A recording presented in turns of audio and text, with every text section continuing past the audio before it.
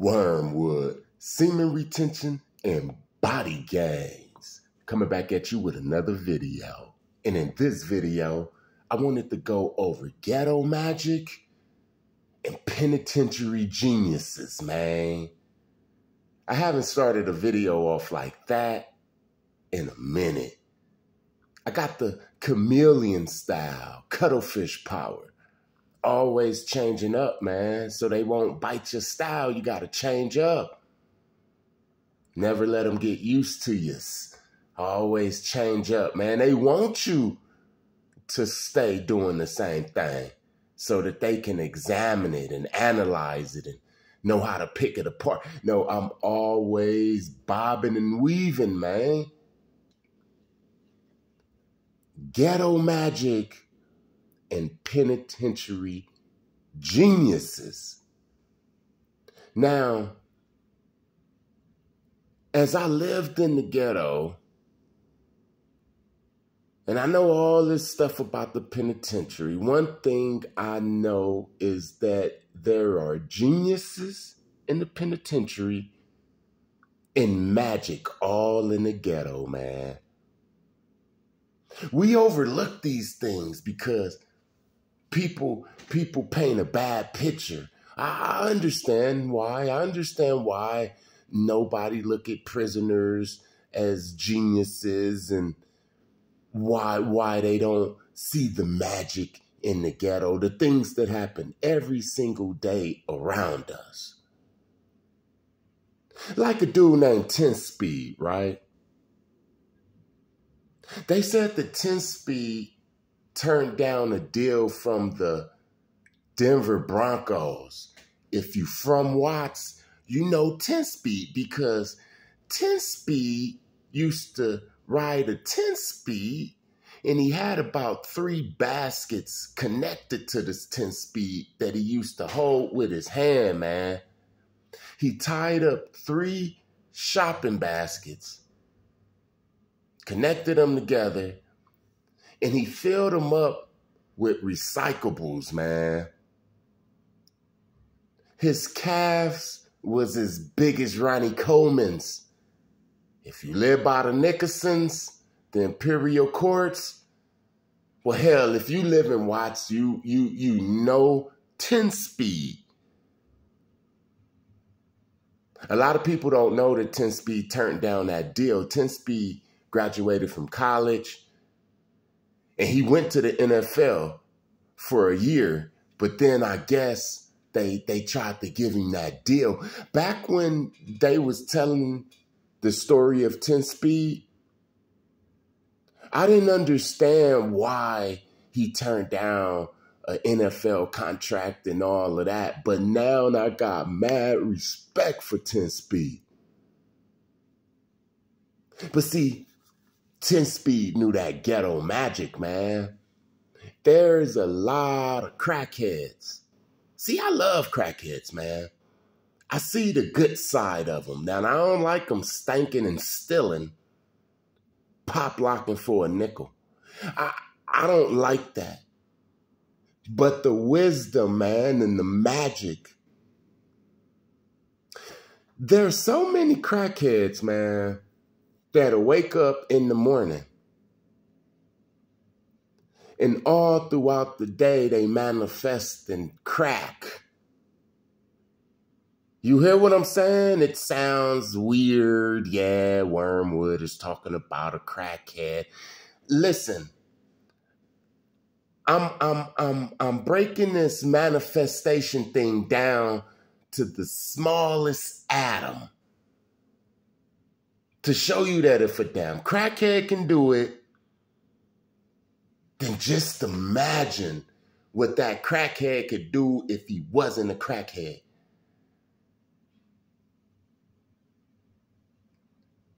He sits at the gas station all day long and manifests money. Like I said, I had a homie who was not a cracker. I had a homie who used to sell crack. And he told me that one day. He seen the magic in it. He was like, man, did you notice how these crackheads, They get out there all day. They make damn near just as much money a day as a minimum wage job. You hear what I'm saying? Whether they recycling or washing windows, pumping gas, panhandling. There's people who panhandle on the side of the freeway that make more money than the people who be giving them the money. You hear what I'm saying? But if you're running on a program and you're just looking at this person as just like a dirty bum, then you don't slow it down. Slow it down and look at the magic, man.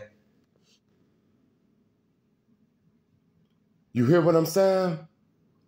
Look at the magic. All around the ghettos, man.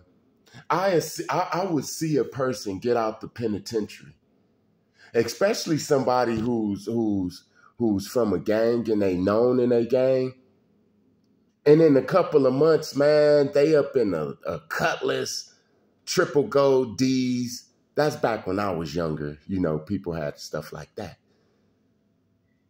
Like, I have seen people in the neighborhood become 100,000aires fresh out of the penitentiary, man. Manifestors, there's master manifestors inside of the ghettos that's manifesting all day long. Remember, like I said, Bobby Hemmett, he said that we created the numbers, which is now called the lottery after they steal it. Remember, these narcissists, they steal your invention, call you crazy, put you in jail for what you invented, and then they make a gazillion dollars off of it. We created the lotteries. Remember, even up in the Malcolm X movie, he was running the numbers. You feel what I'm saying? We was manifesting so much up in the ghettos back then that people was hitting them numbers, the number runners, the ones who was making the numbers. Everybody was benefiting off of it, man. Wherever there's a certain group of people that's gathered together, that manifestation power is going to be there. Why you think it don't be no floods in Watts? Why you think it don't be no big major earthquakes in Watts, no tornadoes in Watts? And I can go all throughout different ghettos and places all over America, and you will see that the natural disasters just go right past it. I never heard of a tornado in Chicago. You hear what I'm saying? And as when me and one of my guys was talking about this, he was like, what about New Orleans? And then my other guy, he said, but New Orleans is so involved in witchcraft that you can't just, it could be anything with New Orleans, man. New Orleans is a place where you will see something manifest, man. They know that stuff down there, bruh. You hear what I'm saying? But anyway, the magic that's in the ghetto. I almost forgot what I was talking about. But listen, what about the genius in the penitentiary, man? You see, you never know how to appreciate a spread until you tasted one from a person who can really make one. And I'm talking about just in the county jail. Some of the best tattoos from these essays came from the pen, man. I was like, now how the hell are y'all doing better tattoos in the penitentiary than on these streets? Man, these streaks, these black inks on the street and all of these tattoos that you seeing now, these nice ones, they playing catch up with what I seen in the 90s, man, with essays. They had tattoos of the whole damn city on the back of their head, man, and it was in detail. It was so beautiful. And it was all done with some penitentiary gadgets. Come on, man. You want to talk about weapons? What they call them on the East Coast, the Bethlehems? All different type of ways to kill you, man. Dookie Pookie, what's that? What's that called? The Dookie thing. When they squirt you with all the infected stuff, man. It's geniuses in the penitentiary, man. It's people that read books all day for 20 years, man. It's people that know how to speak bigger words than people who teach English classes, man.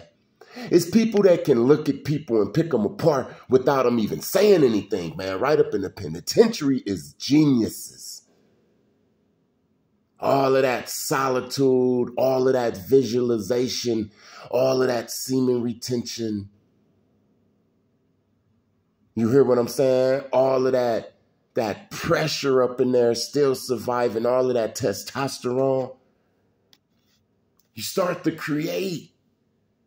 The penitentiary taught me that you can create in any condition. I don't care if they take every single thing away from you. I still know that you can smoke a cigarette while getting a damn tattoo, man. I know that much. All of a sudden, somebody got a damn joint. And you like, how the hell you get that damn? Somebody that made some wine, man. Pruno. Some people can't even get no damn wine on the streets.